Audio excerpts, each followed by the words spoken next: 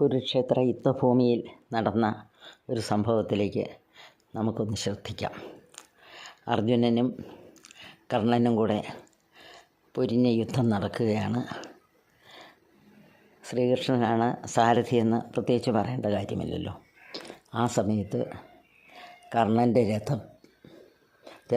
രഥത്തിൻ്റെ ചക്രം മണ്ണിൽ താണു. ആ സമയത്ത് വേഗം കൃഷ്ണൻ പറഞ്ഞു, അർജുന അമ്പെയ്യൂ എന്ന് പറഞ്ഞു. ഉടനെ തന്നെ കർണൻ പറഞ്ഞു, ഇതെന്തൊരു ധർമ്മമാണത്, ഇങ്ങനെ നിരായുധനായി നിൽക്കുന്ന അല്ലെങ്കിൽ ഇങ്ങനെയുള്ള ഒരവസ്ഥയിൽ നിൽക്കുന്ന എൻ്റെ നേരെ അമ്പെയ്യുന്നത് തീർത്തും അധർമ്മമാണ് അർജുന എന്ന് പറഞ്ഞു.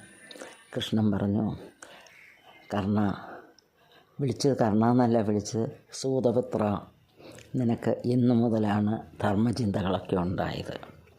അന്ന് വനവാസവും അജ്ഞാതവാസവും കഴിഞ്ഞ് പാണ്ഡവന്മാർ ഹസ്തനപുരത്തിൽ തിരിച്ചെത്തിയപ്പോൾ അവർക്ക് അവരുടെ രാജ്യം തിരിച്ചു കൊടുക്കാമെന്ന വ്യവസ്ഥയുണ്ടായിരുന്നല്ലോ. പക്ഷെ അത് ദുര്യോധനൻ പാലിച്ചോ? അന്ന് അതിനെതിരെ അത് അധർമ്മമാണെന്ന് കർണൻ പറഞ്ഞു? ഇല്ലല്ലോ. അതേപോലെ തന്നെ പാഞ്ചാലിയെ ആ രാജ്യസഭയിൽ വസ്ത്രാക്ഷേപം ചെയ്തപ്പോൾ കർണൻ്റെ ധർമ്മബോധം എവിടെയായിരുന്നു? അതിനെതിരെ പറഞ്ഞില്ല എന്ന് തന്നെയല്ല, അതിനെ പ്രോത്സാഹിപ്പിക്കുകയും അതിന് വേണ്ട നിർദ്ദേശങ്ങൾ ചെയ്യുകയും കൂടെ ചെയ്തത്, കൊടുക്കുകയൊക്കെ ചെയ്തത് കർണനല്ലേ. അങ്ങനെയുള്ള നിങ്ങൾക്ക് ഈ ധർമ്മത്തെക്കുറിച്ച് പറയാൻ എന്താണ് അധികാരവും അവകാശവും ഉള്ളത്? അതുകൊണ്ട് അർജുന ഒന്നും നോക്കണ്ട, അമ്പെയ്തോളൂ എന്ന് പറഞ്ഞു. അങ്ങനെ അർജുനൻ അമ്പെയ്തു. അങ്ങനെയാണ്